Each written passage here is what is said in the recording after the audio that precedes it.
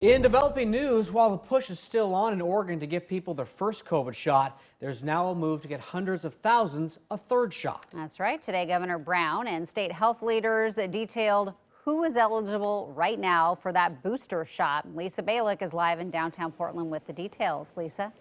Yeah, there are a lot of people, about 300,000 Oregonians right now eligible for that shot. Remember, they had to have had their shot about 6 months ago. It's Pfizer only. And again, though, it's specifically for people who have gotten Pfizer. We're still waiting to hear about the others. Now, there are certain categories, though, that the governor laid out beyond just the fact that you got a Pfizer shot 6 months ago. Among those groups, people who are 65 and older, especially healthcare workers, for example, people in certain jobs that are at higher risk of getting the virus. Now, besides healthcare workers, first responders, teachers, grocery store workers, factory workers. Pharmacies, by the way, one of the quickest ways to sign up for a shot appointment. Now, hospitalizations and daily case counts are going down in the Portland metro area, but other parts of the state are seeing cases climbing. There's still concern with thousands of Oregonians still unvaccinated. I also found out today more about why we're seeing about 25% of the new COVID cases in Oregon in vaccinated people.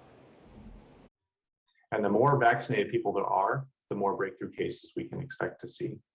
So that increasing number is primarily an indication that we're seeing more vaccinated people. The vast majority of the breakthrough cases in vaccinated people result in either mild symptoms or none at all. Today, the governor said she's holding firm that healthcare workers in Oregon will have to be vaccinated by October 18th. That's just about 3 weeks from now, in order to keep their jobs, indicating she'll continue to use out-of-state medical staff and the National Guard if needed to fill in. As for the dozens of Oregon students who have been in quarantine on and off throughout the state over the past couple of weeks, well, the State Department of Education says, look, it is trying to figure out how to solve that problem. They will have some new guidance coming out later this week.